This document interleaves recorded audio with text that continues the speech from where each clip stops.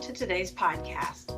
I'm Libby Hall, and with me are Oyster CEO Buddy Doyle and consultants Fred Wagstaff and Jay Donlin. When you form your own RIA, you must establish what entity you want to be. As part of our series on starting your own investment advisor, we'll be talking about the different options and the things to consider, like tax and cash flow ramifications, and the immediate, interim, and long-term impacts of your choice. Okay, thanks, Libby, and I'm pleased to be joined today by Fred Wagstaff and Jay Donlin. Welcome back, Jay. Fred, thanks for joining us. Thanks, buddy. Thank you, buddy. Good to be here. All right, so today we're talking about establishing your entity. And when you form your RIA, like any other business, this is one of the decisions that you have to make.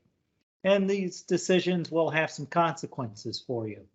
I always encourage people to get advice from experts and more than one on occasion, because I think when you're establishing your entity, it's going to have some ramifications on how you're taxed, but it can also have ramifications on how you handle your capital. And so with that, Fred, maybe we can talk a little bit about some of the kinds of entities you've worked with, and maybe kind of run down some of the thoughts that you can think through from a what kind of firm you want to create. Okay, sure thing, buddy. You know, one of the first things that comes to my mind to be decided, you know, when establishing a new entity, you know, is what's the legal construct going to be like, right? So, you know, and you know, will it be a sole proprietorship? Will it be a C corp? Will it be an S corp or an LLC, et cetera, right? So, you know, I think each of those, you know, types of legal constructs, you know, has positives and negatives. You know, for at least from where I sit, from a financial perspective, you know, I think you do your words are wise. You know, consult with someone to assist you, right, in this process. You know, and that's I always think you know, in this process, a good attorney and a good tax advisor are really prudent to have, you know, as you go through this process in establishing an entity. So, and it all depends upon your circumstances, right? In terms of, you know, how you want to construct this or how you need to construct it, right? You know, I think that's, you know, certainly something that you should do. And there's, you know, obviously the way you construct the, you know, the legal entity, you know, has tax consequences, and you know, and some of them are substantial, depending upon, again, the circumstances of the individual and what their goals are. Yeah, and I think, you know, one of the things is how many people are with you on this, right? Are you going to be a sole owner of the company? Or are you pulling in partners or other shareholders or members, depending on the way this is structured? Jay, any thoughts on kind of the partnership angle and kind of bringing more than one person to the table? Yeah, buddy, all good points. You know, how many people are going to come along with you?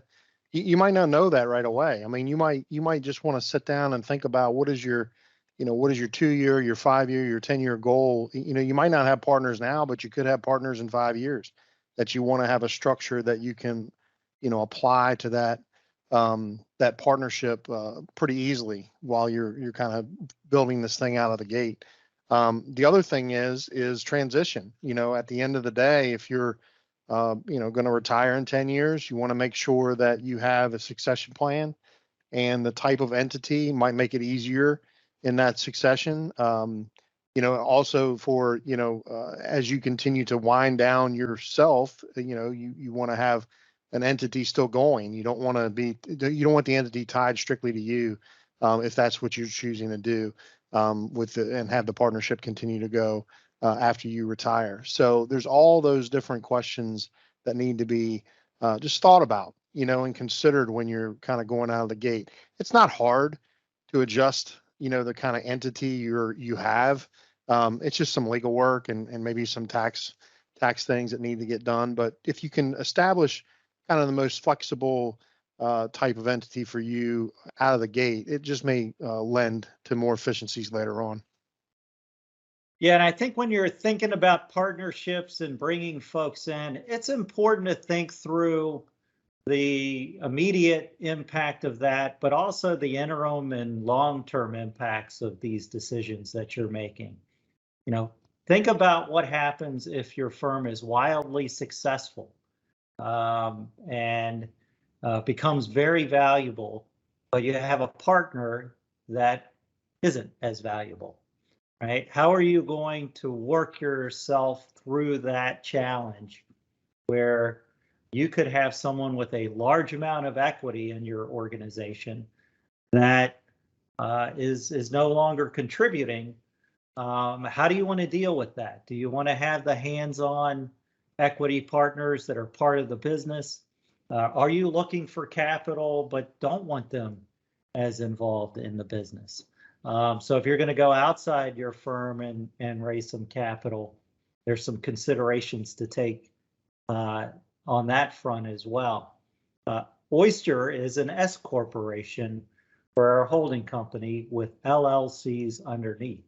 And one of the challenges of having an S corporation is all our shareholders have to be individuals, and we all have to be here in the US. That is part of the tax construct where we are a pass-through entity. So I have the privilege of paying taxes on Oyster's profits, whether I put them in my pocket or whether I leave them in the company. And that can be challenging for different organizations. LLCs give you some similar flexibility in terms of how you handle pass-through for taxes. However, you can raise money from institutional investors with an LLC structure. So you really want to talk to some folks about those various ways of constructing your firm. But again, I think, you know, a lot of times when you're getting started, you're all excited, you're all ready to go. You're trying to run fast, you're trying to run hard. But if you're running together as an organization, you need to take that moment and ask yourself, is my time horizon and my partner's time horizons the same? And if not, that can factor into how you structure that kind of entity.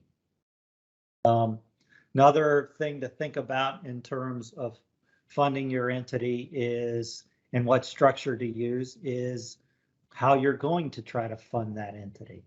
If you're going to own this in your RIA, there may be some challenges to having an LLC or an S Corp or a partnership in your IRA. Firms may not allow you to put that there. So maybe that's a C Corp. You know, Jay, one of the things that often comes with different types of organizational structures is how you can manage the liabilities. When you think LLC, it's a limited liability corporation. How do you look at liability when you're putting these entities together, Jay? And what are your thoughts? Yeah, buddy. You know, risk management is always a key with any organization that you have or participate in, and you want to make sure that whatever structure you do choose, that you do have a layer of liability protection for yourself. You know, your personal assets, as well as you know, yourself, your personal income, and you know, there's different things you can do, different structures. You know, you mentioned limited liability corporations, LLCs, C corps are similar in that way. You know, where you can make sure that you know, there's a layer of liability protection in there. Of course, you can buy insurance, you know, to offset some liabilities. You just don't know what's going to pop up over the time of your entity that could you know, create a lot of issues, whether it be from, you know, some sort of property casualty loss, or a client complaint, a regulatory action, those sort of things. I mean, it can lead to a pretty significant, you know, liability on your part if you don't structure it correctly at the start. And of course, even with your entity, you're going to have to face the banks. Or if you're taking out a loan or have a line of credit, they may ask for your personal guarantees regardless. Certainly if you use SBA, the Small Business Administration, to fund this, they're going to be looking for guarantees from you to help back some of that. So I think you can try to limit your liability as best you can, but realize your creditors are going to be looking through these entities to your holding company, or if you have a holding company and two sister companies, they're going to wonder how these things are being managed independently and thinking through it when times get tough. So you may not be in the same framework of how you manage your liability when the time comes to face some consequences for decisions. But I think having this plan is really important. Having this framework can be really important. And it seems to me that being a sole proprietor where everything's just in your personal name isn't quite as segregated as the rest of it. And for me, being able to segregate different types of businesses, measure them independently, whether they're inside of an entity or outside, is part of why we're structured the way we are. And I mentioned before, we are an S corporation in our holding company. We didn't start out that way. We actually did convert to an S corporation. It was a fairly painless thing that we did. It was just a little bit of paperwork. But when we decided, after kind of running the firm for several years, that we wanted employee ownership beyond just our founders, we did that for the purpose of having not just employees as members, but there were some consequences into how you count things for benefits and others when you're owners or your employees. You want to make sure there's some way to distinguish certain activities so that you can sort of look like a company to the IRS, look like a company to your benefits providers, and like all the owners are just out for themselves. So something also to consider. Yeah, buddy, you also mentioned, personal guarantees, and people may think, oh, well, if I've got such a great business, they would just see my business plan and they would just go ahead and let the organization take on that responsibility. It's not the case. I've been involved in businesses that were 30, 50 years old, and underwriting is still requiring personal guarantees. So it's very unlikely as a startup, or even even a company that is older than several years, that you're going to get away with, if you're going for financing, whether it be SBA or not, without a personal guarantee for that lending. Yeah, and I think you can get debt financing for a lot of things as well, especially in this RIA world where there are banks that are very focused on funding recruiting, funding lift outs. So there is financing available in the form of debt. And that's another kind of thing that you think through, right? What is the long-term cost of debt? What is the long-term cost of equity? And the answer is, I've found, it depends. If you're wildly successful, then equity is expensive, but it probably feels pretty good even if you're the one that was using equity to get the organization funded when you're wildly successful. If you're not, then debt probably feels worse. So I think that is something to keep in the back of your mind, is that either side of this, no matter how you go, think about it over the 1, 3, 5, 7, 10 year, whatever your career looks like for this entity, and think about the different paths that you can go down. And again, I would talk to people who've done this before, and it actually helps if you talk to people that have gone all the way through the process before, not just starting an RIA, but starting an RIA and then exiting that RIA for various reasons. And that can really help you line up your goals to your reality. Fred, any other thoughts on things that advisors should consider when they're starting an RIA as it comes to the legal entity that they're putting together or the capital structure that they're putting together? Buddy, I think the thing that you just hit on, the equity versus debt decision that needs to be made in a lot of cases. I think that is extremely important. And again, I echo what you said. I think it's it really has to be weighed very carefully by whoever the owner is and whoever the owner or owners are going to be, and they need to weigh the options. And and I think it really depends upon the circumstances around that entity and what their objectives are as to what, whether it should be debt or equity. My advice is if you reach out to somebody for advice and you ask them this question and they give you a snap answer, ask somebody else that's going to ask a lot of questions to find out who you are, what you're about, and what you're trying to put together. And as you're dealing with, if you do have partners that you're bringing to the table, have good, honest conversations with them about their time horizons, what they're looking for out of the company. You want to know what's coming as best as you can. You want to know if you plan on sticking around for 10 years longer than one of your partners or 10 years shorter than one of your partners, so that is in the plan as you transition. If you're doing this to make money and fund your retirement, you're going to want to have funding at the end of this instead of equity in an existing business potentially.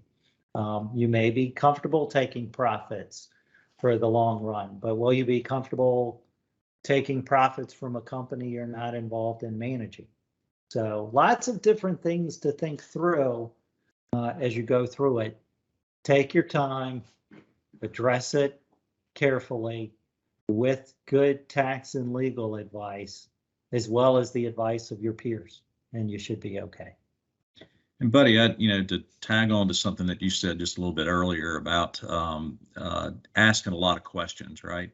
I think that's extremely important. I kind of look at it from the perspective of, surround yourself with an advisory group and look to professional friends, attorneys and tax advisors and things of that nature that can really assist you in just, throwing out things that needs to be discussed and, get them to help you in any way that they can through their experiences.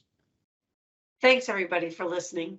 If you'd like to learn more about how Oyster can help you start your own investment advisor, contact us at oysterllc.com and we'll be happy to chat. If you like what you heard today, follow us on whatever podcast platform you listen to and give us a review. Reviews make it easier for people to find us. Have a great day.